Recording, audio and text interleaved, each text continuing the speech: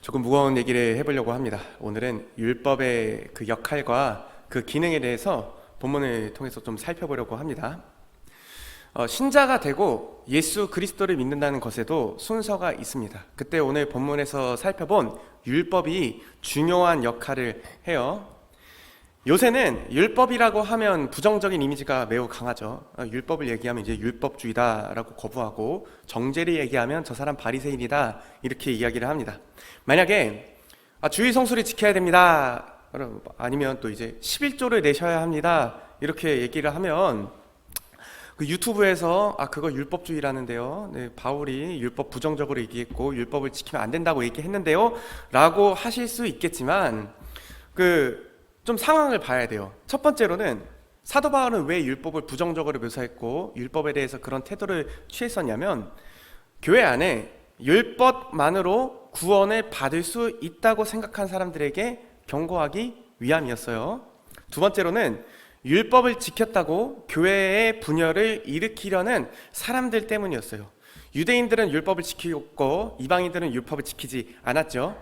그래서 유대인들 입장에서는 그 이방인들이 구원받지 못할 백성이고 하나님의 백성이 아니라 생각했어요.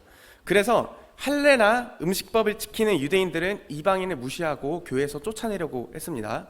사도 바울은 이방인의 사도였습니다. 사도 바울은 이런 선교적인 상황 때문에 율법을 부정적으로 묘사한 것입니다. 이제 본격적으로 설계에 들어가기 앞서 몇 가지 좀 알고 가셔야 되는 부분을 말씀드리려고 합니다. 첫 번째로는 우리가 율법으로 구원을 받을 수 있을까요? 없을까요? 없습니다. 율법만으로는 구원을 받을 수가 없습니다. 의롭게 되지를 못하죠. 그리고 두 번째로, 신자는, 믿는 사람은 더 이상 율법의 계명 아래 있지 않아요. 그래서 율법을 하나하나 지킬 필요가 없죠.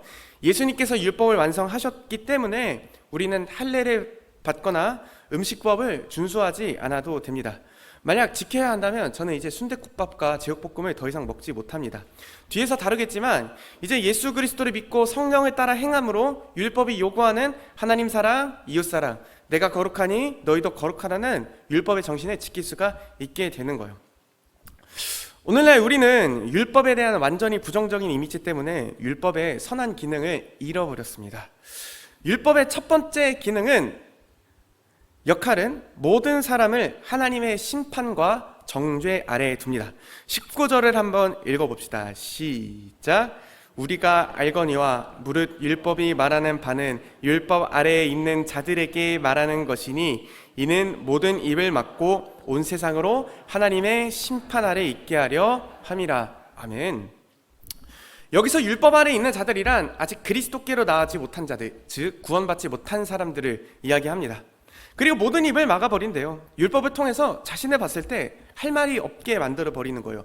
변명할 여지가 없이 만들어버리고 온 세상으로 하나님의 심판 아래 있게 하려 함이라 입니다.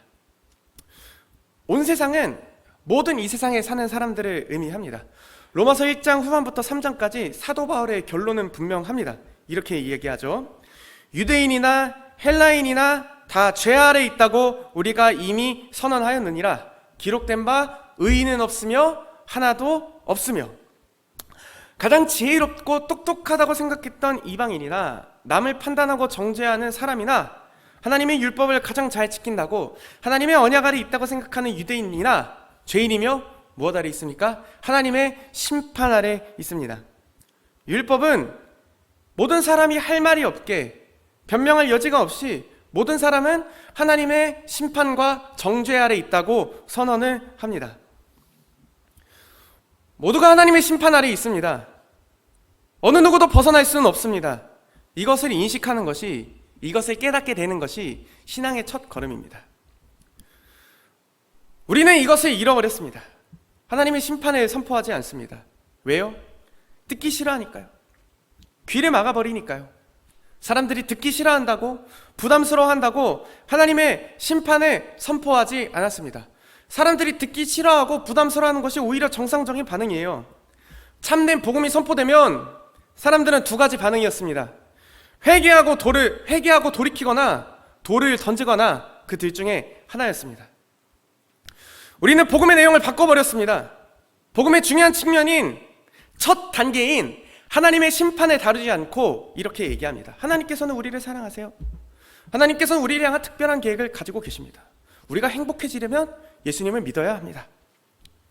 여러분, 성도님들, 이것으로는 죄인을 구원하지 못합니다.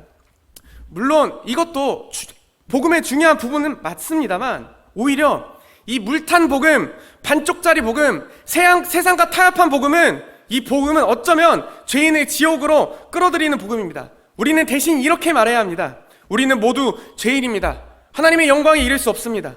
우리는 영원한 하나님의 지옥 심판 아래 놓여있는 자들입니다. 우리를 죄에서 해결할 수 있는 유일한 길은, 하나님의 심판에서 건져낼 수 있는 유일한 길은 하나님의 공의를 만족시키신 예수 그리스도밖에 없습니다. 거기에 우리가 찬양에 불렀던 것처럼 그 아름답고 놀랍고 위대한 하나님의 사랑이 나타나 있습니다. 제가 왜 지난번에 하나님의 심판을 설교하고 또 설교하는 이유는, 첫 번째로는 본문의 순서가 그 차례가 돼서이기도 합니다. 이제 그 로마서 본문상 하나님의 심판을 설교할 때가 되긴 해서 그렇고요. 그리고 중요하기 때문입니다. 참된 회심, 진정한 예수께로 돌이킴은 하나님의 진노와 심판, 이 영원한 지옥에 대한 두려움으로 시작하기 때문입니다. 놀라운 회심의 이야기를 쓴 에드워즈는 회심의 첫 단계, 예수 그리스도께로 돌이키는 첫 단계에 대해서 이렇게 말합니다.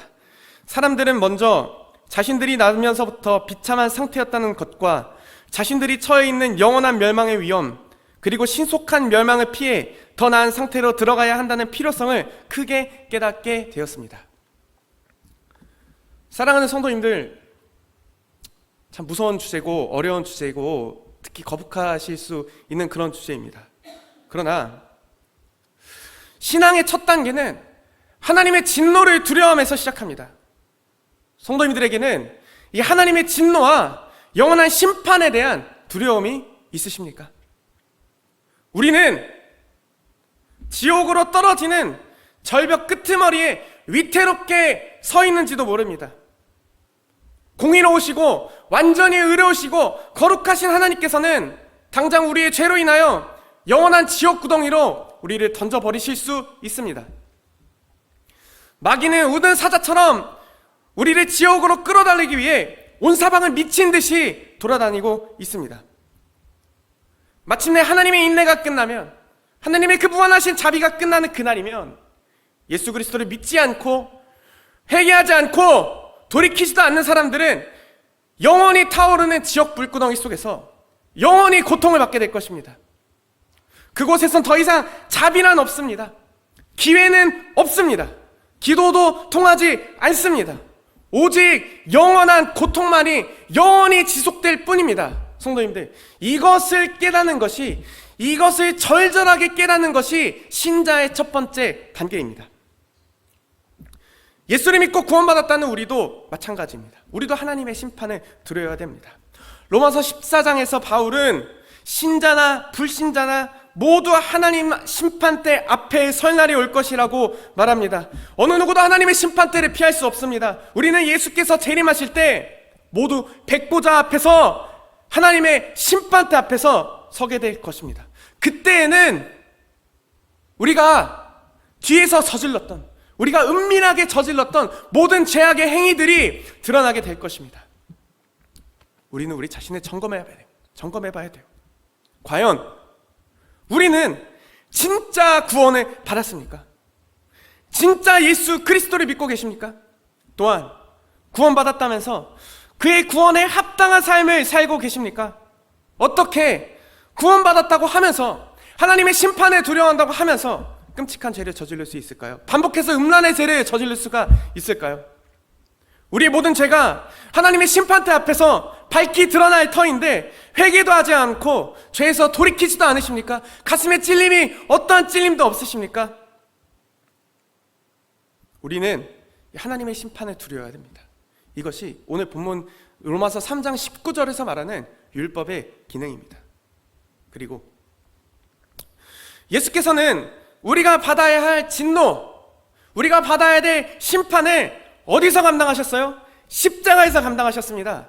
예수께서는 하나님의 공의를 만족시키셨고 우리는 그것을 믿음으로 구원을 받습니다. 우리는 영원한 진노에서 건짐받았다는 것이, 영원한 진노에서 구원받았다는 것이 그 감격과 기쁨과 은혜와 소망이 우리 신앙생활의 원동력입니다. 그것이 없으면, 내가 그 감격과 기쁨과 소망과 은혜가 없으면 단순히 형식적이고 습관적인 신앙생활만 간신히 이어나갈 뿐입니다. 아주 간신히 이어나갈 뿐입니다. 두 번째 율법의 기능은, 역할은 죄를 깨닫게 합니다. 20절에 다 같이 읽어봅시다. 시작. 그러므로 율법의 행위로 그의 앞에 의롭다 하심을 얻을 육체가 없나니 율법으로는 죄를 깨달음이니라. 아멘. 율법으로는 의인이 될 수 없습니다. 사도 바울은 로마서 2장 13절에서 오직 율법을 행하는 자라야 의롭다함을 얻으리니 라고 말하고 있지만, 우리는 본질상 전적 타락, 전적 무능력해졌기 때문에 율법을 지킬 수가 없습니다. 그래서 율법만으로는 의인이 될 수가 없습니다. 율법의 역할은 죄를 깨닫게 합니다. 어떻게 이 율법이 우리에게 죄를 깨닫게 할까요? 첫 번째는 율법 그 자체를 통해서입니다. 대표적인 예시가 십계명이죠. 우리가 오예배를 통해서 십계명의 그런 내용들을 배우고 있는데, 십계명 한 계명씩을 생각하다 보면 우리가 얼마나 하나님 앞에서 참혹하고 끔찍한 죄를 저질른지를 깨닫게 됩니다. 어느 누가 우상숭배의 죄를 저지르지 않았다고 자신 있게 이야기할 수 있을까요? 어느 누가 간음하고 도둑질의 죄를 저지르지 않았다고 자신 있게 이야기할 수 있는 사람이 있을까요? 그래서 과거 예배 때는 십계명을 읽었었습니다. 십계명을 읽으면서 한 주 동안 얼마나 내가 하나님 앞에 죄를 지었는지, 또 얼마나 내가 은혜가 필요한지를 깨닫게 됩니다. 성도님들, 이런 경험이 있으십니까? 정말 하나님의 말씀을 듣고 가슴이 찔려서 내가 얼마나 하나님 앞에서 큰 죄인인가를 깨달는 경험. 때로는 그 찔림과 그 말씀을 통해 책망하시는 그 성령의 음성이 감당할 수 없어서 주체할 수 없이 그런 눈물을 흘려보신 경험이 있으십니까? 두 번째로는 율법에 나타난 하나님의 성품을 통해서 죄를 깨닫습니다. 하나님께서는 이스라엘에게 율법을 주시면서 이렇게 말씀하셨죠. 내가 거룩하니 너희도 거룩하라. 율법에는 하나님의 거룩하신 성품이 담겨 있어요. 우리는 하나님의 말씀을 듣고 읽고 깨닫는 것을 통해서 하나님의 거룩하심, 완전히 의로우심, 공의로우심, 아름다우심, 위대하심을 깨닫습니다. 그리고 그 성품을 깨달았을 때 하나님께서는 거룩하시기 때문에 죄를 미워하시며 공의로우시기 때문에 죄를 심판하실 수밖에 없다는 사실을 깨닫고 우리는 완전히 절망하게 되는 거예요. 언제 성도님들, 말씀을 통해 또 그리고 말씀에 나타난 하나님의 영광과 거룩하심과 어미하심과 위대하심을 보고 놀라 비틀거린 적이 있으십니까? 이사야는 하나님의 영광을 바라보았을 때 그는 정말 주체할 수 없이 절망과 깊은 그런 좌절 속에 빠졌었습니다. 또한 그 앞에 서 있는 나의 참혹하고 더럽고 끔찍하고 완전히 무력한 모습을 보고 깊이 절망하신 적이 있으십니까? 율법은 바로 우리에게 그런 역할을 하는 거예요. 마지막으로는 율법의 요구를 다 이루신 그리스도의 십자가를 통해서 우리는 죄를 깨닫게 됩니다. 어떻게 해요? 예수 그리스도께서는 그 그리스도의 십자가를 통해 그 참혹한 고난을 통해서 율법이 우리에게 죄에 대해 요구하시는 형벌을 대신 감당하셨습니다. 우리는 그 그리스도의 십자가를 바라볼 때 그가 우리 죄로 인하여 받아야 할 하나님의 무시무시한 진노와 심판을 깨닫습니다. 우리 죄가 얼마나 끔찍한지 깨닫는 거예요. 우리는 그리스도의 십자가를 바라볼 때 우리를 향하신 하나님의 은혜와 자비와 그 사랑이 얼마나 위대하고 아름다우신지 깨닫게 됩니다. 그가 찔림은 우리의 허물 때문이요 그가 상함은 우리의 죄악 때문이라. 그가 징계를 받음으로 우리는 평안을 누리고 그가 채찍에 맞음으로 우리는 나음을 받았도다.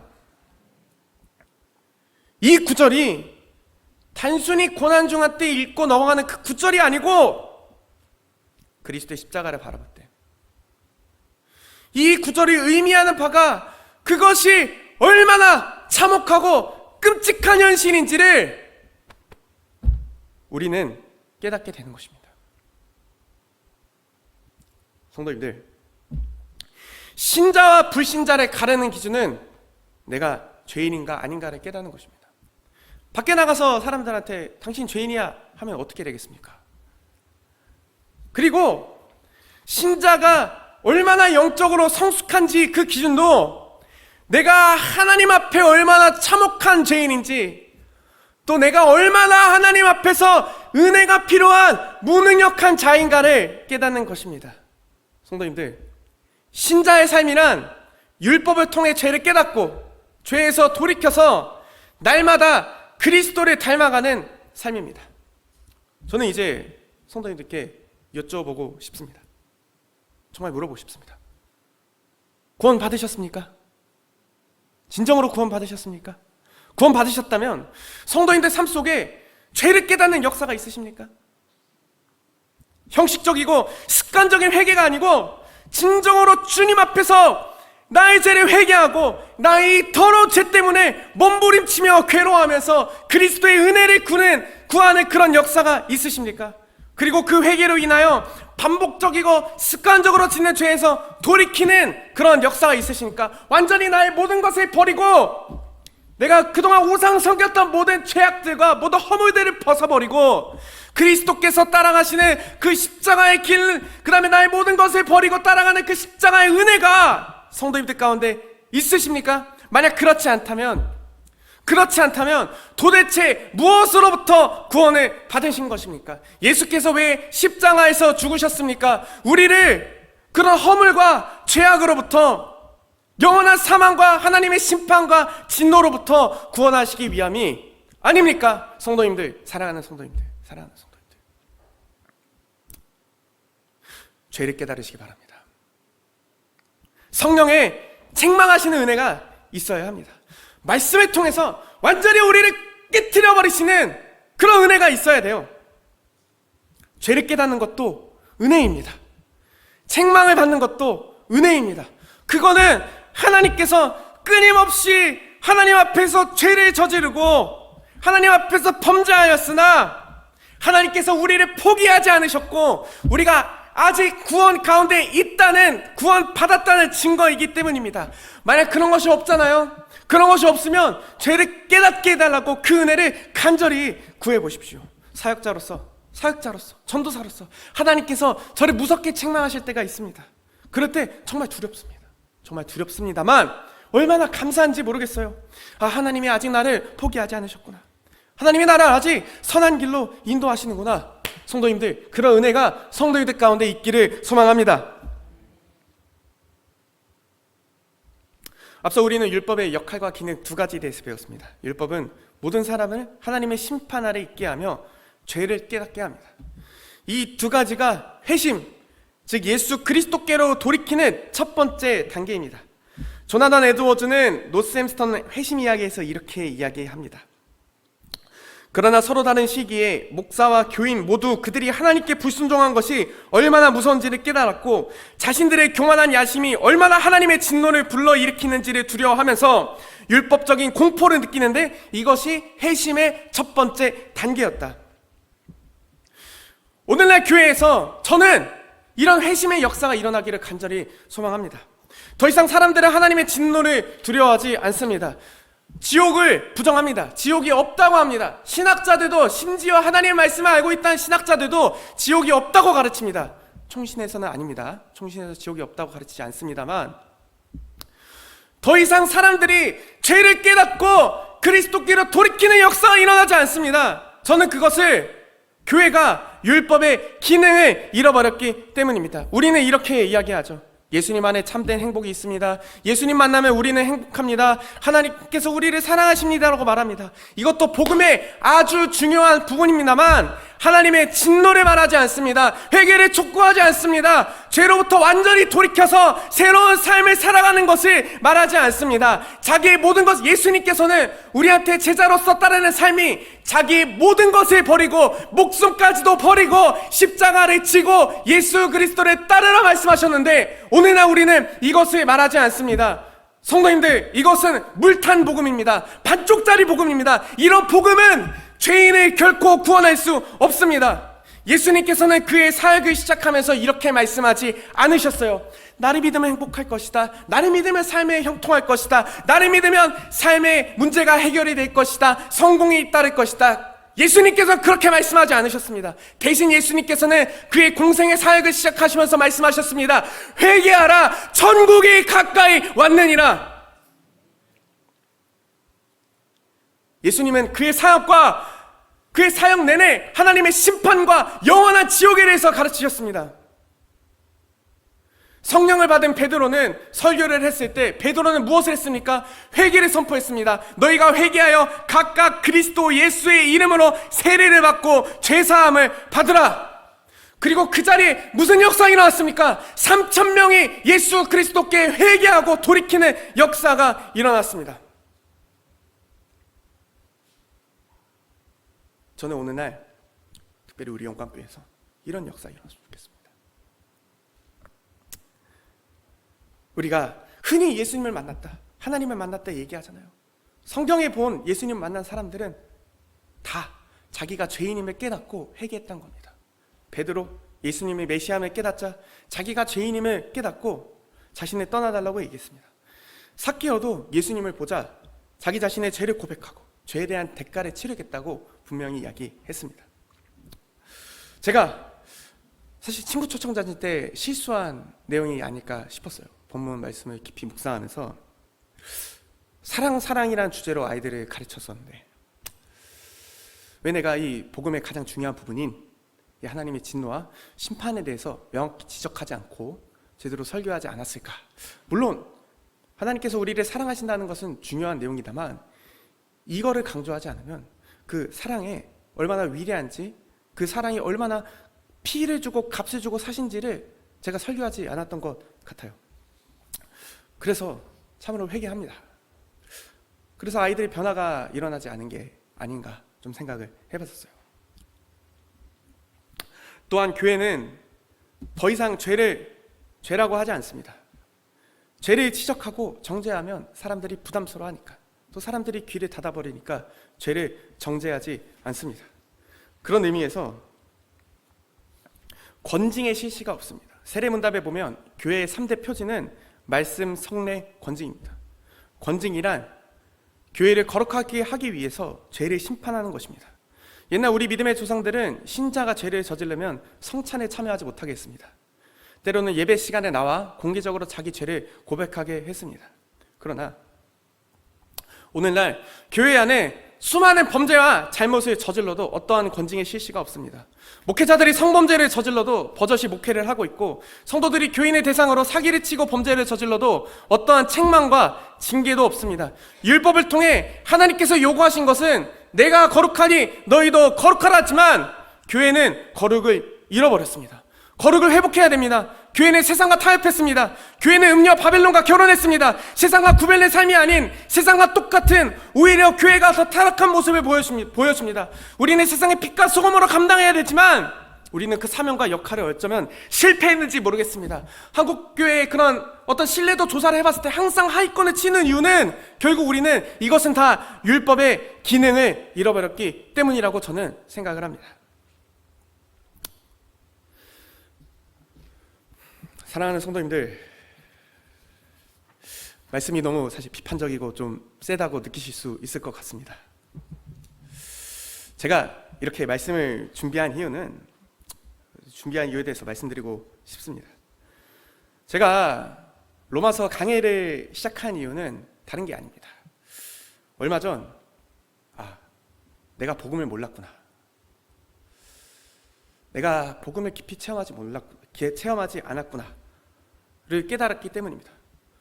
지난 학교에서 학부 4년, 신대원 3년 과정을 거치면서 수십 권의 책을 읽었죠. 조직신학, 교리, 교회사, 성경신학, 실천신학, 기독교 교육 여러 가지를 다 공부했습니다. 그러나 정작 가장 중요한 복음을 내가 제대로 모르고 있었구나를 제가 로마서 공부하다가 졸업하기 3주 전에 깨달았습니다. 앞서 말씀드린 모든 내용들 사실 성도님들께 말하는 내용이 아닙니다. 저한테 하는 내용입니다.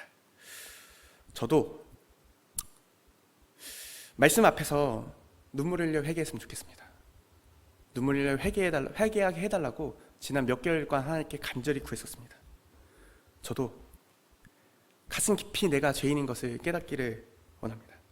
저도 죄인인 것을 알고도 끊임없이 반복해서 죄를 저지르고 때로는 어떠한 죄책감도 없는 저의 모습을 발견하게 되었습니다. 저도 하나님의 거룩하심을 체험하길 소망합니다. 그 거룩하심 앞에서 저의 그 더러움을 깨닫기를 원했기 때문입니다. 로마서 강해를 시작한 이유가 바로 그것입니다. 제가 복음을 깨닫고 제가 복음을 더 깊이 알기 위해서였습니다. 그리고 제가 로마서 강해를 시작하면서 깨달은 바는 내가 복음을 몰랐기 때문에 아이들한테 잘 가르치지 못했구나 생각했습니다. 그래서 아까 이 설교문을 가지고 1시에 아이들이 이렇게 모여가지고 같이 전했습니다. 정말 간절하게 전했습니다. 아이들 핸드폰 보고 있는 친구들 원래 제가 가만히 냅뒀었는데 핸드폰 다 뺐고 귀 이어폰 꽂은 친구 다 이어폰 빼라고 하고 무섭게 니들 예수님 안 믿으면 지옥 간다. 니들 신앙생활 똑바로 해야 된다. 그렇게 가르쳤습니다. 한 가지예요. 제가 맡은 영혼들 지옥 가면 안 되잖아요.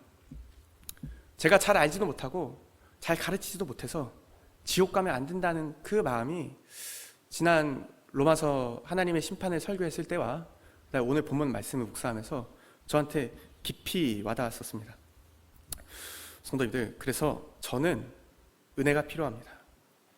저는 구원이 필요합니다. 저는 예수님이 보고 싶습니다. 저는 죄인입니다.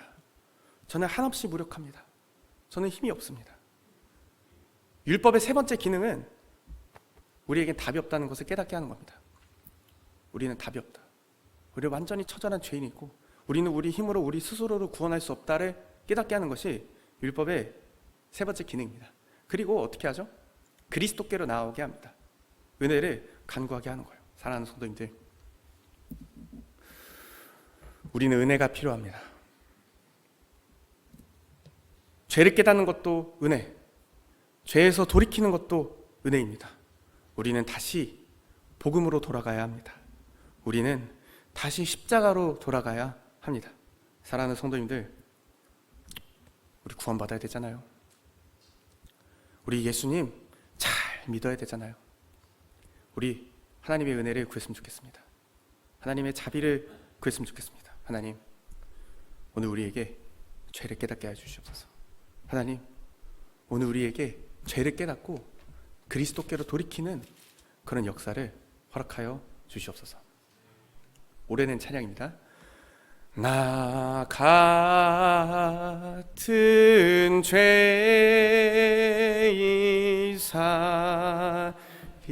살리신 주 은혜 놀라와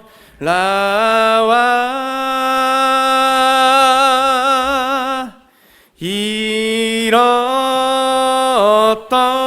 생명 찾았고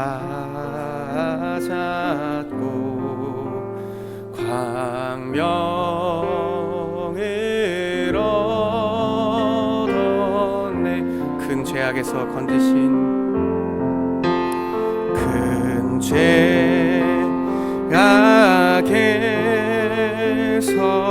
건지신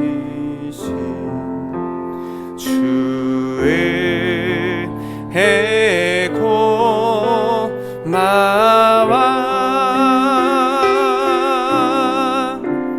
나 처음 믿은 그 시간 귀하고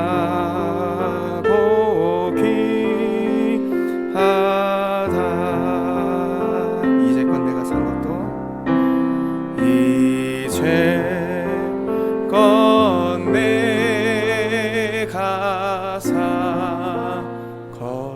것도 주님의 은혜라. 또 나를 찾아본 양에 인도해 주시리. 거기서 우리 영혼이 거기서 우리 영원히 주님의 은혜로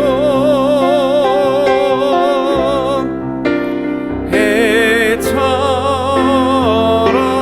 밝게 살면서 주 찬양하. 다시 찬양해볼까요? 나 같은 죄인 살리신, 나 같은 죄인 살리신 주 은혜 놀라와.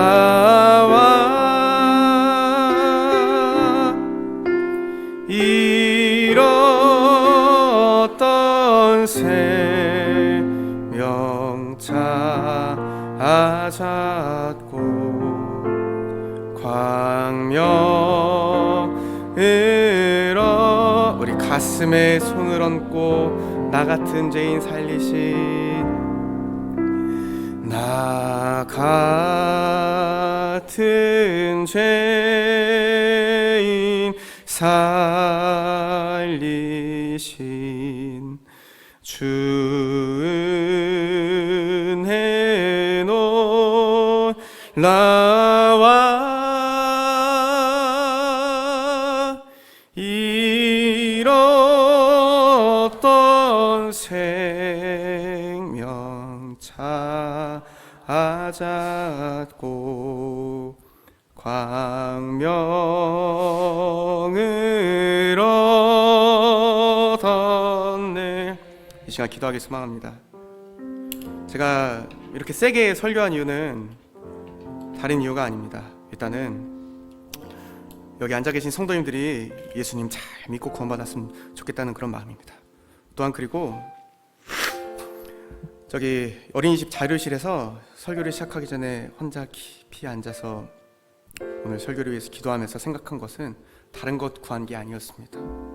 하나님, 제가 그 은혜를 알게 소망합니다. 제가 죄인을 깨닫게 소망합니다. 제가 죄로부터 돌이켜서 제가 구원받게 소망합니다. 저는 죄인입니다. 저는 무력합니다. 하나님, 오늘 제가 회개의 눈물을 흘렸으면 좋겠습니다. 제가 정말 펑펑 울면서 주님, 나는 죄인입니다. 내가 주님 앞에 다시 오니 주님의 자비로 나를 붙잡아 주시옵소서, 나를 용서해 주시옵소서 라는 그런 은혜가 저에게 있길 소망이 있기 때문이었습니다. 사랑하는 성도님들, 우리 다시 복음 앞으로 갑시다. 다시 십자가 앞으로 갑시다. 율법의 모든 공의를 만족시키신, 우리가 받아야 될 심판과 진노의 형벌 모두 받으신 우리 예수 그리스도의 십자가 앞으로 나갑시다. 그리고 그 하나님의 영광과 하나님의 위대하심과 하나님의 거룩하심과 의로우심 성품 앞에서 얼마나 우리가 추악한 죄인인지, 얼마나 우리가 더럽고 추악하고 하나님 앞에서 끊임없이 반복해서 저지르고 우리가 그 십자가의 은혜를 저버린 그 처절한 죄인인가를 깨달읍시다. 하나님, 죄를 깨닫는 것도 은혜, 죄를 깨닫고 돌이키는 것도 은혜입니다. 하나님, 오늘 우리에게 은혜를 더하여 주시옵소서. 하나님, 오늘 우리에게 자비를 더하여 주시옵소서. 하나님, 오늘 우리 가운데 예수 그리스도를 믿는 역사가 일어나게 하여 주시옵소서. 우리 이 시간 하나님의 은혜와 하나님의 자비를 구하시면서 주님 앞으로 나갑시다. 우리 기도하시겠습니다. 하나님 아버지를 감사합니다. 하나님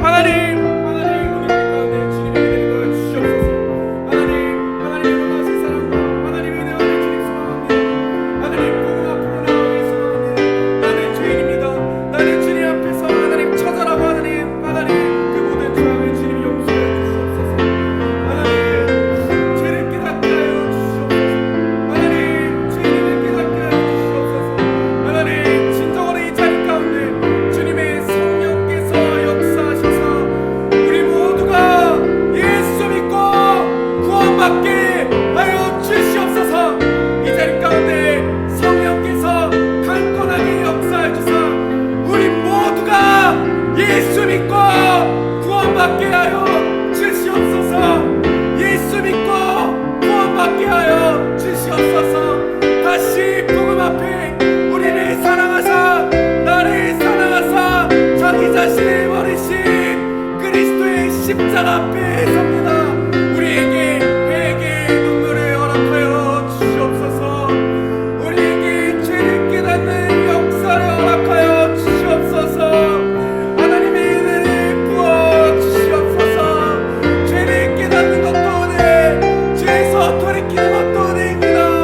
하나님의 거룩하심, 위대하심, 영광, 주여 오늘 우리 가운데 보여주시옵소서. 그 십자가와 놀라운 하나님의 역사하심이 오늘 우리 가운데 충만하게 역사하여 주시옵소서. 하나님의 임재를 경험하게 하여 주시옵소서. 그리하여 그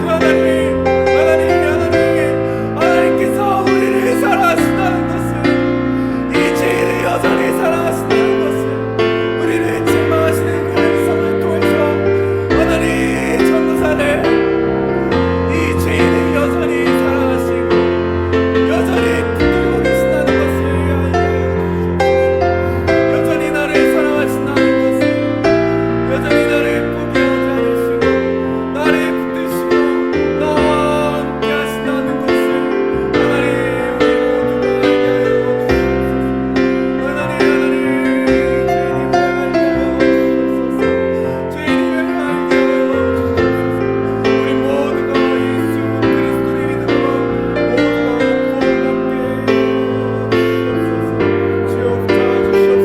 하나님 함께 해주시옵소서. 우리 찬양해 봅시다. 나 같은 죄인 살리신, 나 같은 죄인 살리신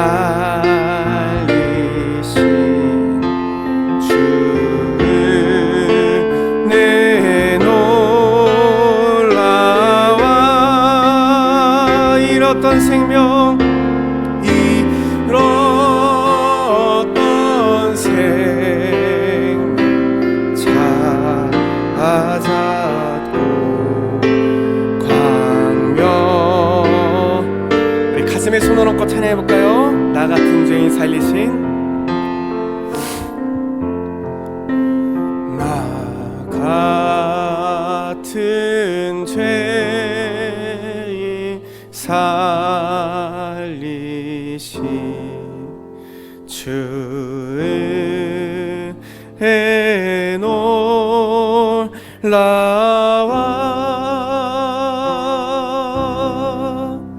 잃었던 생명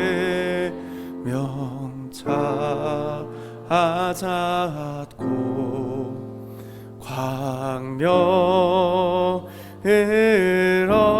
2절 한번 찬양해볼까요? 큰 죄악에서 건지신. 찬양의 가사가 너무 은혜롭습니다. 큰 죄악에서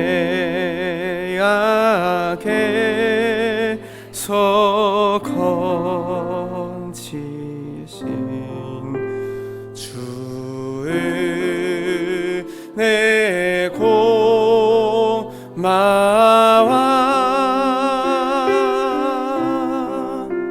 나 처음 믿은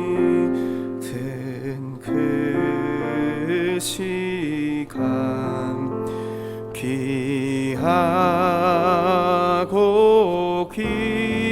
우리 3절 찬양해볼까요? 지금까지 하나님의 인도하심을 기억하면서 찬양해봅시다. 이제껏 내가 산 것도 이제껏 내가 산 것도 주님의 은혜라. 또 나를 장차 또 나를 장차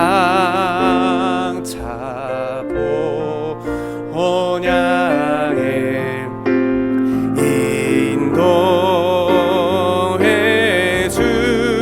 우리 천국 소망을 가지시면서 손 높이 들고 거기서 우리 영원히